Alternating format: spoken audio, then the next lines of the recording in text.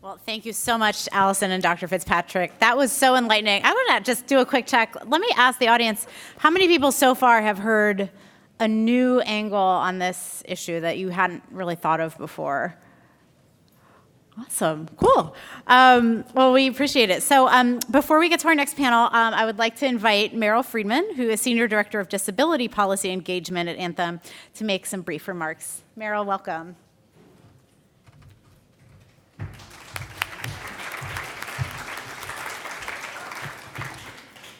Good morning. I think brief is it. I will be brief. But thanks again for the opportunity to be here. What great discussions. Even when, I love the question that you asked, like who's heard something from a different angle?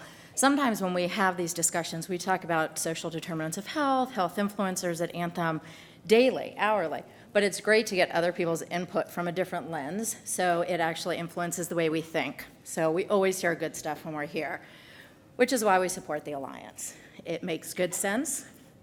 Pretty simply, we support the Alliance in terms of also the ability to convene, right? The convening of people to have the most important discussions of all. How do we use our collective talents, resources, and capacity to work with people? We hear people called consumers and patients, but they're people, friends, family, neighbors. They could be ourselves. And oftentimes it is ourselves. To remove the barriers that influence our health and well-being through practicality, data, and innovations, and to recognize that we need to do that on an individual and population health scale. Some things are important to people, and they don't scale, but they create social change. It's about looking at systems that may be broken to support people, not the other way around.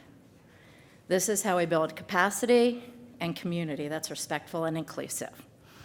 Thanks again. We look forward to hearing the next panel. We're around if anybody has any questions.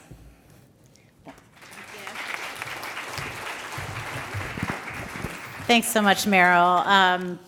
Well, one of the things we have heard in some of the past panels is the importance of connecting the dots when it comes to addressing social determinants of health. So here to help us figure out how connecting the dots works in practice is the moderator for our next panel, Krista Drobac, who is a partner at Sirona Strategies. She also serves as the chair of Aligning for Health and the executive director of the Alliance for Connected Care.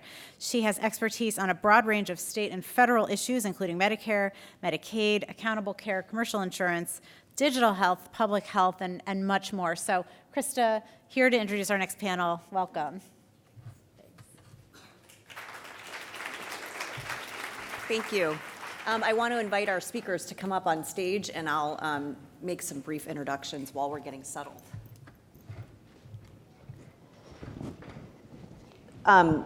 So you know how you go to events and moderators say that they're very honored to be with a distinguished panel? Those distinguished panels have nothing on this one. I'm serious. I was going through the bios, and we have all doctors. So I'm just going to call you by your first names, if that's okay. Everyone knowing that we have doctors up here. Howard was the Assistant Secretary for Health at the Department of Health and Human Services. He was the Commissioner of Public Health in Massachusetts. He has board certifications in 4 medical fields. He's received over 70 awards in public health, and of course has many degrees from Yale. So welcome to Howard. Sandeep, also a physician and an MBA, is the Chief Health Officer for Solera, where he's focused mainly on diabetes prevention, but I know other areas as well. He was a Medicaid director in Colorado, where we knew each other. He's worked at 3M, McKesson, and Noridian, and has an MD and an MBA, Wesleyan, Cornell, and Wharton. I mean, this is just incredible. And Kamillah Wood, also a doctor, is the Senior Vice President of Health and Housing at Stewards Affordable Housing for the Future, where she uses housing as a platform for health, which makes you perfect for this panel. She was a special advisor at the White House to Secretary Anthony Fox of the Department of Transportation, and holds degrees from GW, Harvard, and Howard. So Thanks to all of you for being here today. I want to start with just an open-ended question, just to ask you about your work in social determinants, and then I'm going to ask specific questions about how we connect that. Just for those of you who don't know, I run a coalition called Aligning for Health. Some of our members are here. Some of our advisory board members are here, and so we are very focused on the government side of things. So I would love to hear both government and nonprofit, faith-based, how all of this connects, obviously, with the private sector too. So Kamillah, if you want to start us off. Sure, I'm so happy to be here. It's so fun to be, I'm a pediatrician working in the housing space. I'm not a houser by nature, but one of the issues in the social determinants is really that translation across these two sectors. So really coming into the space to help the housing sector better understand health, public health, and healthcare is really the role that I play. Stewards of Affordable Housing for the Future, or SAFE as we call it, because it's much easier to say, is a collaborative of 13 nonprofit affordable housing developers. So to kind of give you housing 101, we are not public housing authorities. We are on the private side of housing, which is your project-based Section 8 and as well as voucher holders. So we serve the most vulnerable populations. Our members are in 49 states across the country. And so for us, as we come together, it's really thinking about interventions that really talk about scale and being able to replicate that across multiple state jurisdictions, as well as incorporating federal policy. Most of our work is in that kind of bread and butter housing policy state. However, we also understand, again, that housing as a platform and the residents we serve, we can have such a broader impact. So in our health and housing portfolio, we work on kind of three large categories. One is addressing housing supply. When I first joined my organization, there was so much conversation about the services we provide in housing as really a fulcrum of how we can really translate impact, which is fantastic. But I always say the number one health issue is we don't have enough affordable housing in general. So how can we think about the interlacing between health policy and housing policy to increase housing supply as a critical health issue? The other place that we play a lot in is in the built environment space, so healthy building materials and healthy design.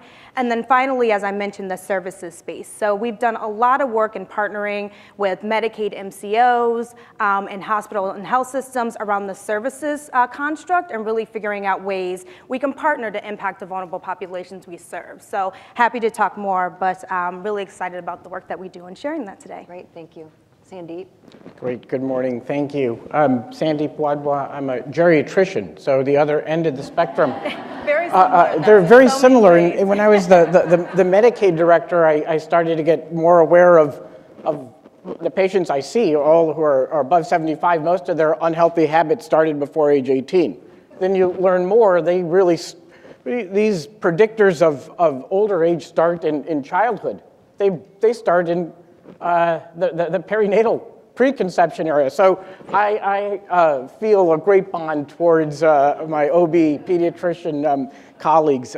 This is a big canvas of social determinants. I work on the portion of working with payers to cover these interventions on equal footing as a flu shot, as a screening colonoscopy, and really try and work with payers around which of these interventions kind of meet the evidence-based criteria that can be covered with those standings, and work in both.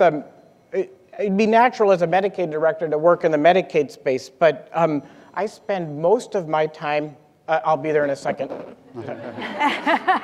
It's a sell if if I'm on my stock trader.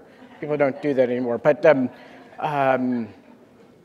I spent half my time between Medicare plans and commercial plans, and I thought I'd just spend a second talking about commercial insurers and the employers and social determinants, because I haven't heard that. I am struck by the nation's employers and the insurers that are thinking deeply about social determinants for our workforce, and particularly about people 200%, 300%, 400% of poverty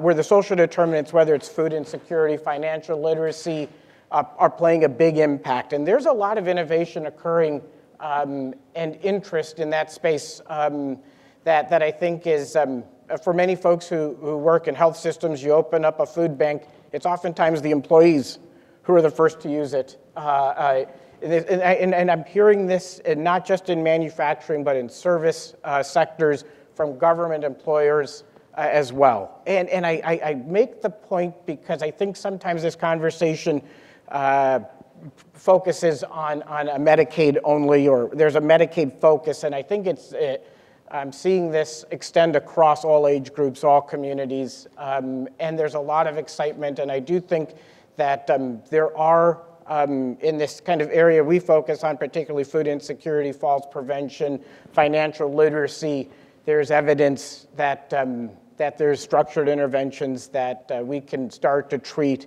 and expect an outcome not dissimilar from a traditional healthcare intervention.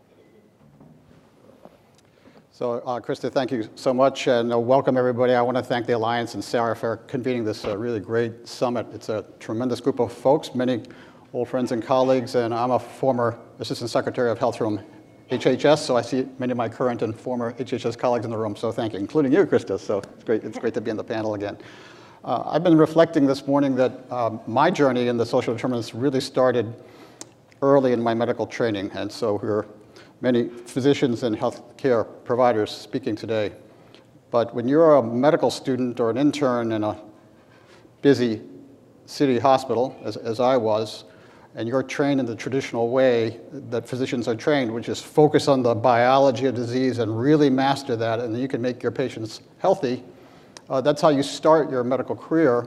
But very quickly you see that you could be the most dedicated, brightest physician in the world, but your patients may not necessarily get healthy. In fact, your patients are often subject to forces that you, as an individual clinician, have no control over.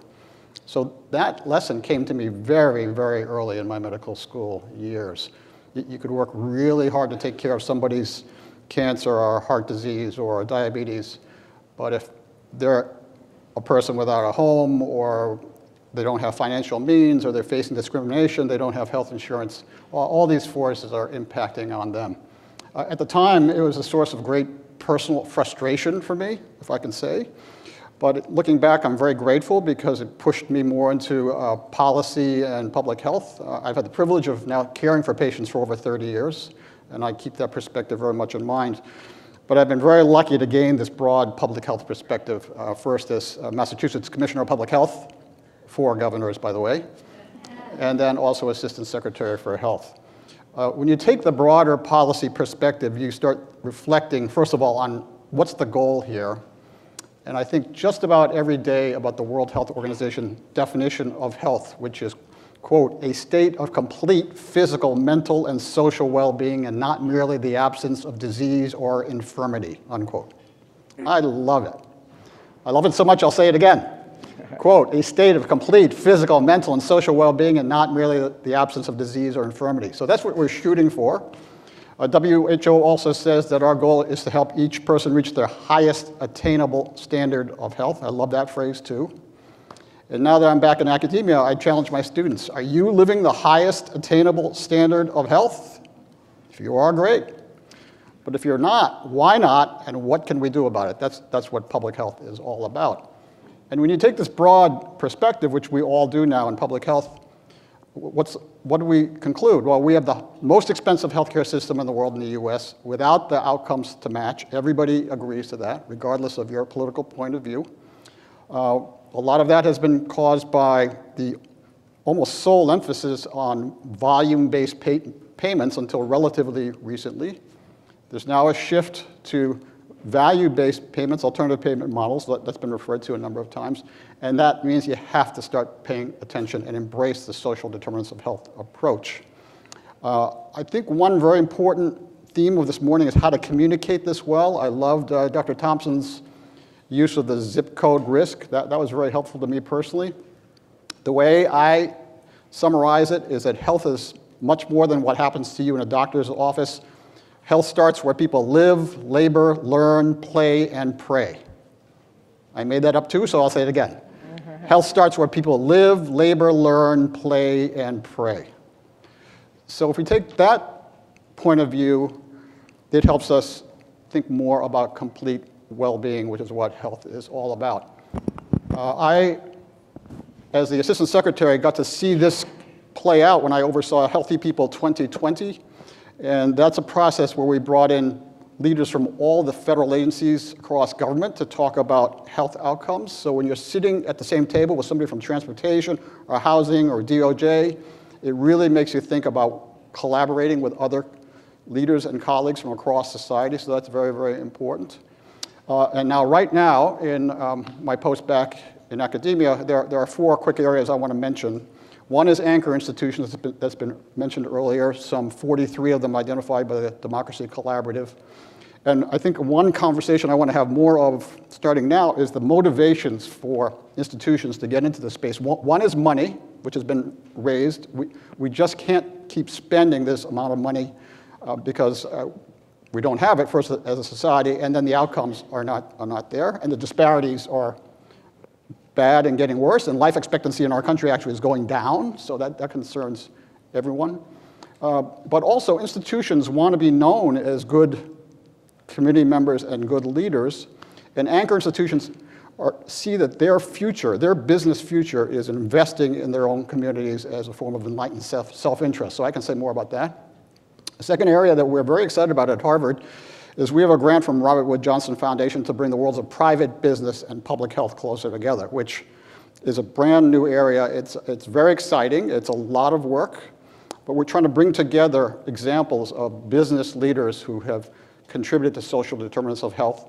One of my colleagues has said that every business is a health business, whether you realize it or not, and I can say more about that. Again, why are business leaders interested in this? They want to be good neighbors, but they also know that the credibility of business CEOs is at an all-time low globally. That's been tracked by surveys, so they have motivations to do more in that space, and also customers want businesses to be more socially responsible, so we can talk more about that. A third area is health and faith-based organizations. The American Journal of Public Health had a dedicated issue to this 2 months ago. And when you think about this, faith-based organizations convene millions of people, sometimes on a regular basis. A third of people across the country attend religious services weekly. 3/4 of people say religion is important in their lives. So in this era where we're trying to do person-centered care, if these are issues important to people, we have to acknowledge that. And faith-based organizations can convene people and reach people that health organizations may not. And then my final comment before I turn it back to Krista is the measurement one, which confounds and challenges all of us. I have a wonderful colleague at Harvard, Dr. Tyler Vanderweel, has put forward a so-called flourishing index, and we just published this in JAMA about 3 or 4 weeks ago. And the thing that concerns me about all the metrics conversations is that we don't ask the target audience, the person, the community, people, employees, to rate their own well-being. We use all kinds of other very important measures, but ultimately we're going to ask the people who we're trying to serve. So this flourishing index, you can take it yourself if you look up this article. You can measure yourself on your physical and mental health, also on your status of close social relationships, whether you have a feeling of meaning and purpose in your life and in your work, whether you're happy or not. There are nations that are now putting out a World Happiness Index, starting with Bhutan. And these are indices that are not catching on. We're trying to measure this in companies like Aetna, actually, and CVS, and also in other sectors of society. So those are some of the issues that we're tackling now, and it's very, very exciting work. Thank you. So I'm sure all of you, this is not your first social determinants of health event. A lot of discussion about how food and housing and other social determinants impact health.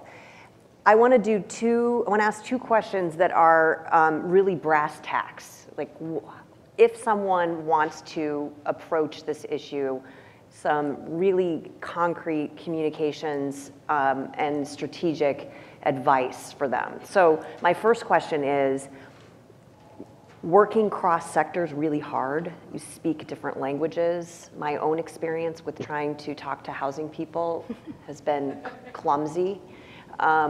So what are some concrete advice to how you approach, I think, Kamillah, it'd be great to hear from you about how housing people want to hear about health. Right. And Sandeep, if you can talk about how business people inside an insurance company or employer that don't do this want to hear about health. And maybe, Howard, you could address how faith-based communities intake this information, and then how do you basically the kinds of language that you use to motivate each of these sectors. Sure, I like the word clumsy. That's a very nice way of putting it.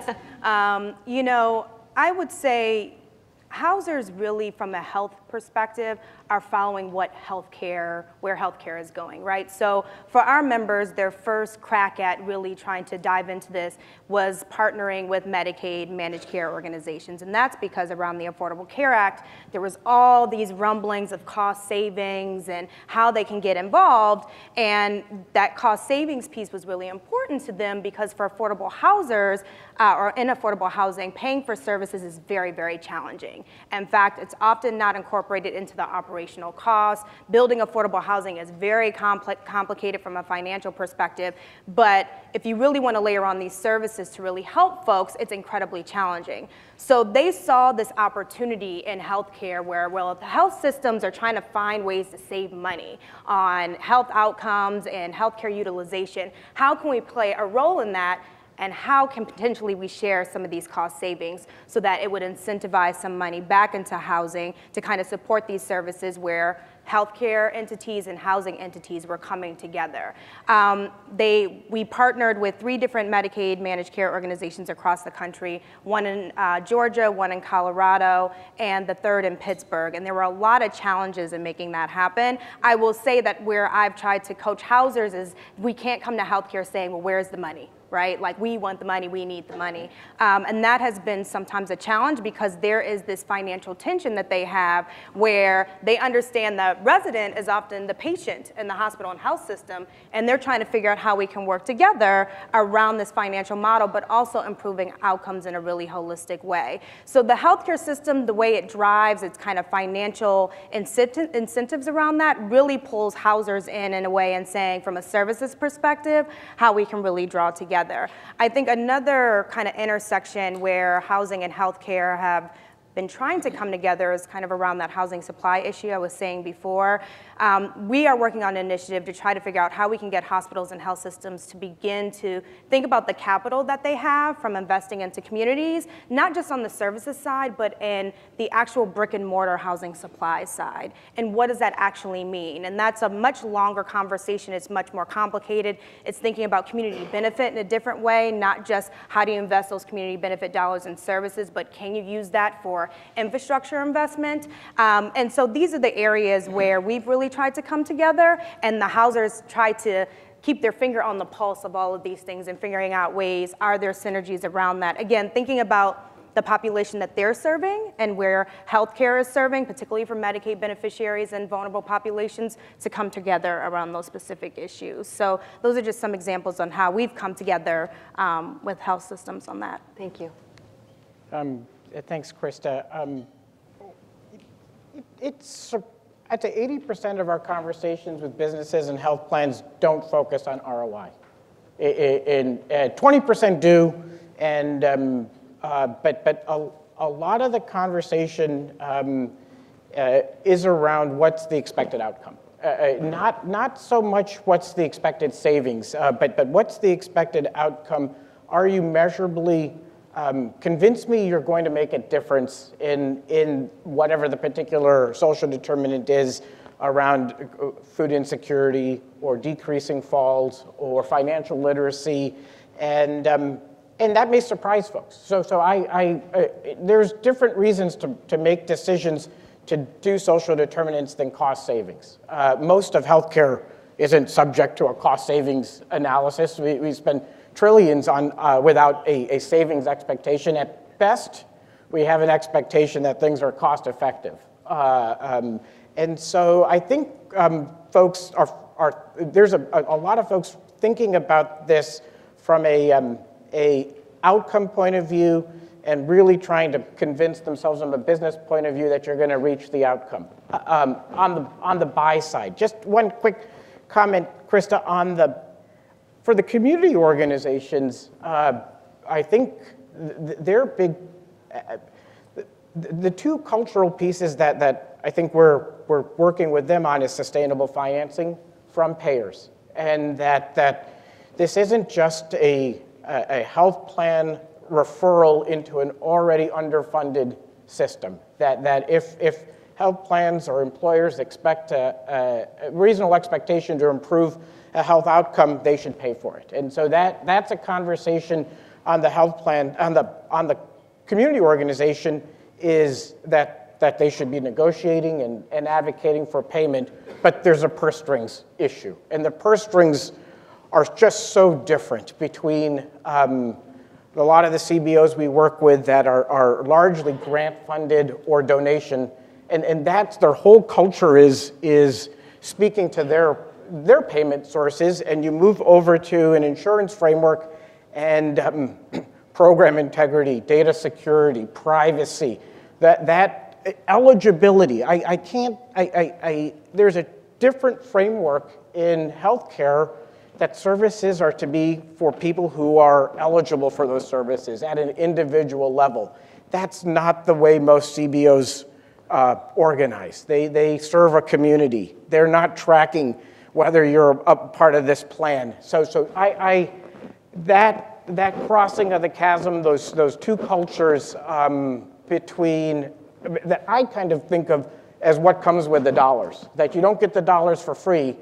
You got to play by these different cultural rules as being kind of important, Krista, on the CBO side. So can I just add in for the outcomes piece, because our members actually try to track outcomes of the residents we serve. We get a lot of data from our members on a variety of different outcomes. Healthcare outcomes are one of them, but we look at education, financial capability, and others. And one of the disconnects as we've tried to partner is this time expectation around outcomes. Mm-hmm. If we're given a 3-year grant, we're expected to solve food security in a way that we possibly cannot. And this timing around that has been an issue. Housers think in 20-30-year periods. When they build a building, that building's going to be there for a generation or so. And so as they think about outcomes, they understand the complexity of all the other layer pieces, and trying to achieve an outcome that might be created by a health system, they're given a very small window to do that. And that becomes very challenging as you try to find an intervention or a solution. So the data piece is really critical, but there has to be kind of this connection on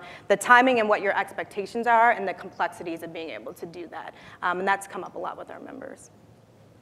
Well, as you mentioned, Krista, this work is very hard, and it's very easy for us to stay in our health silo and talk to one another and stay in our own culture and use our own acronyms and that sort of thing. But I think for social determinants to really work, you have to push yourself. First of all, it's very basic. Get out of your office. Go to the office of the person you want to work with. Sit and listen to him or her and ask how we can work together. I have come to find that too many people rely on texts and emails or phone calls. That's all fine to start something, but it's really the face-to-face communication and see if you can build some kind of connection. The other thing is that as you start this, you're going to feel uncomfortable because you won't. It's trying to make cultures work with one another, and more often than not, you're working with a culture you know nothing about, and they're usually using terms. And if I can say, the big killer is always acronyms that you don't understand. So I always encourage my health colleagues, don't use your acronyms when you're talking to people you want to collaborate with. And this is hard at HHS, where there's CDC and HRSA and SAMHSA and NIH, all that stuff.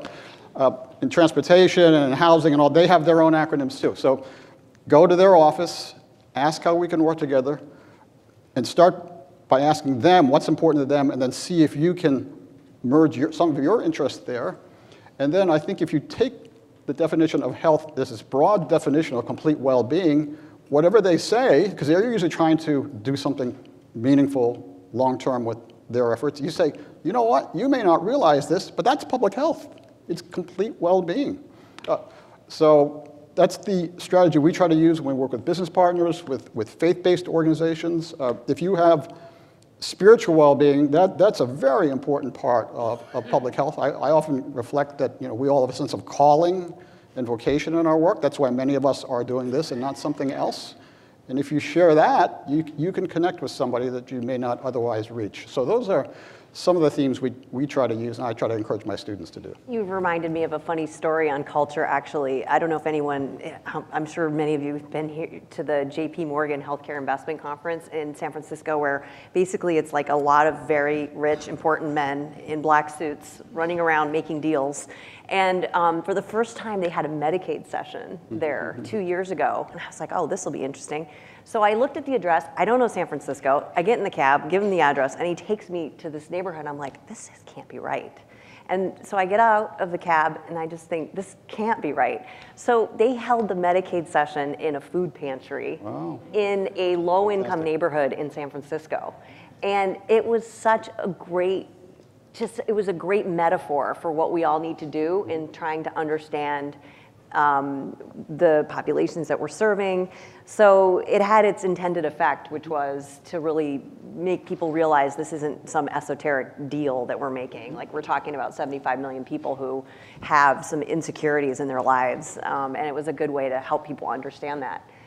So we have 11 minutes. So in 7 minutes, let's talk about 2 layers down. So we've talked about how do you get insurers and CBOs and housing, and up here, how do you get all these stakeholders aligned? But someday we're gonna get to the point where a physician is in her office and she's done an SDOH screening and realized, oh my gosh, my patient has housing insecurity, food insecurity, domestic abuse, and is no longer going to be afraid of those results. I mean, I can imagine that there is fear when a physician gives an SDOH screening because there's going to be issues that they don't know how to address. So are we going to get to the point now where there is a referral system, there's a support system, and that the patient is communicated to about how this is going to impact their health?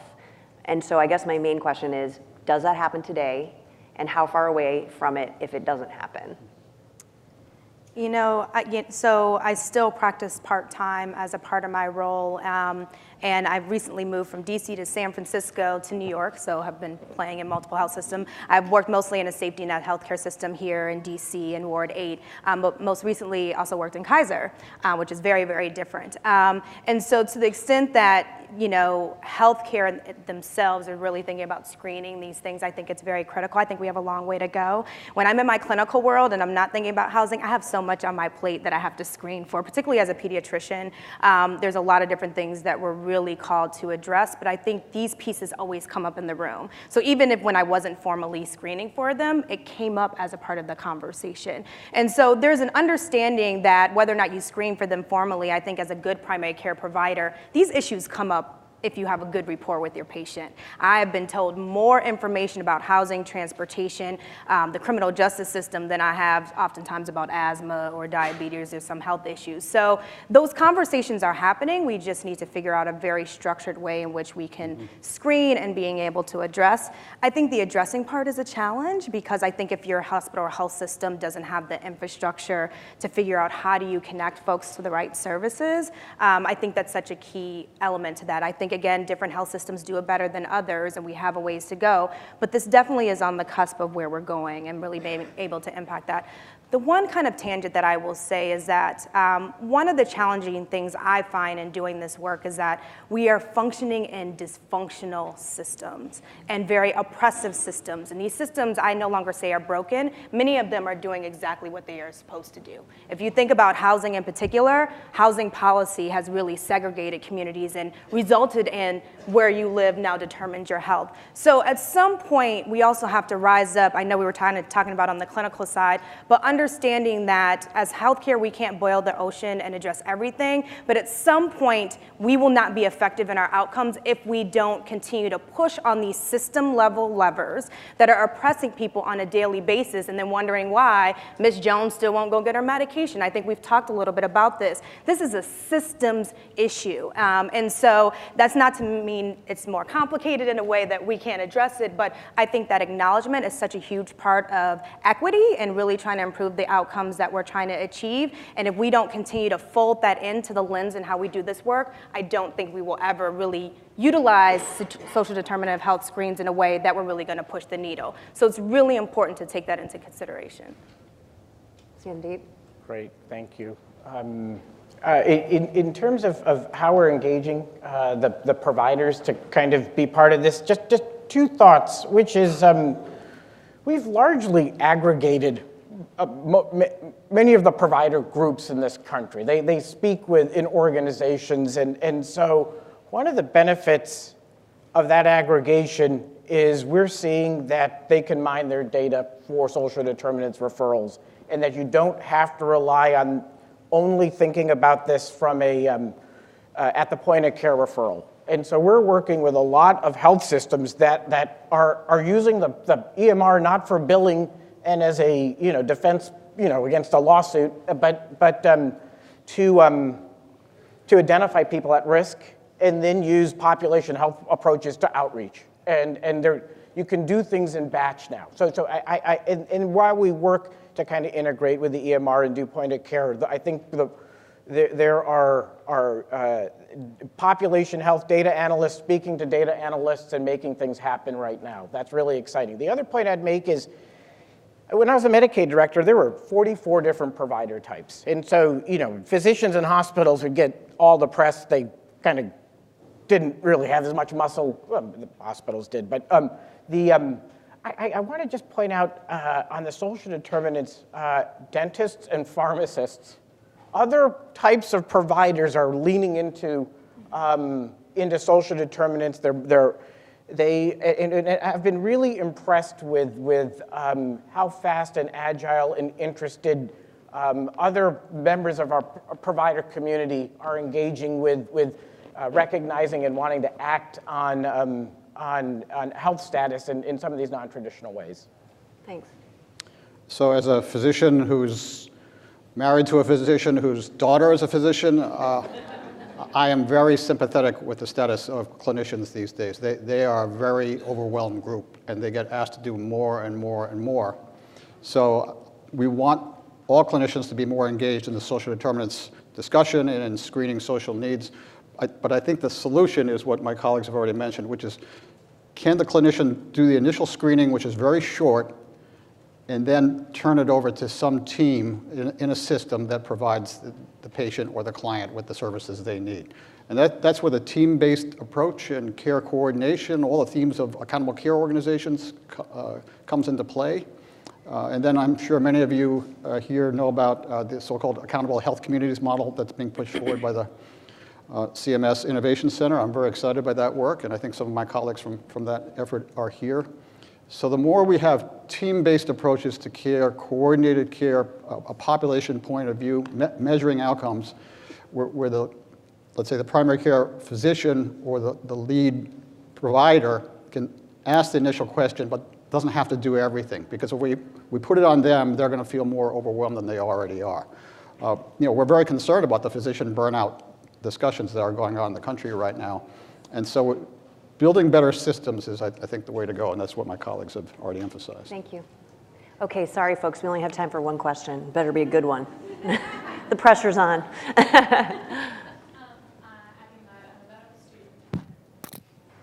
I'm a medical student in Philadelphia. I just finished my first year, and I have a question about medical education as it relates to social determinants of health. So in our curriculum, we had one session on social determinants of health. It was an online thing that you could literally click through, and not because medical students didn't care, but it wasn't a priority to learn about it when you have like all of these lectures on blood clotting cascades that you have to memorize.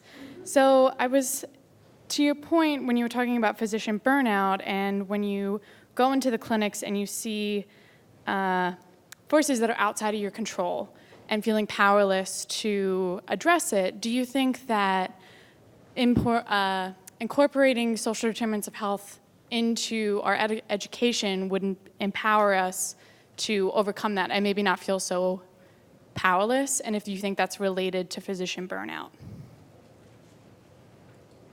I can take Go that. ahead. I completely agree with you. I think we physicians can train, or clinicians can train in the traditional ways that have been going on for a long, long time. But when we go out and actually start caring for patients and asking, are you reaching the highest attainable standard of health? And usually the answer is no. It's usually because of some of these forces that you and I have just talked about. So I think those themes have got to come up really early in your medical training. And I'm really hoping that medical educational leaders pay attention to that really early on. I think the social determinants and the whole public health approach is slowly but steadily catching on in medical school curriculum, but it's not fast enough. So you can be an agent for change, I hope, in your own school and energize your colleagues. This is the future. In my view, the traditional medical education has been not keeping up to where we need to be if we're going to really make our country healthier and our world healthier, actually. Great. Before we leave, I just wanted, out of curiosity, how many of you in this room are in the housing industry? One. Anybody for nutrition? Food, exclusively food? How many are in healthcare? Okay. Oh, and you counted yourself as both. Yes. I like that. Always. I like that. Okay, your assignment is to go out and meet somebody from housing or food. It will be clumsy, but interesting. Right. And guess what? It will advance the cause. Right. Just meeting people will advance the cause. So that's your homework. Thank you very much. Thank you to the panelists.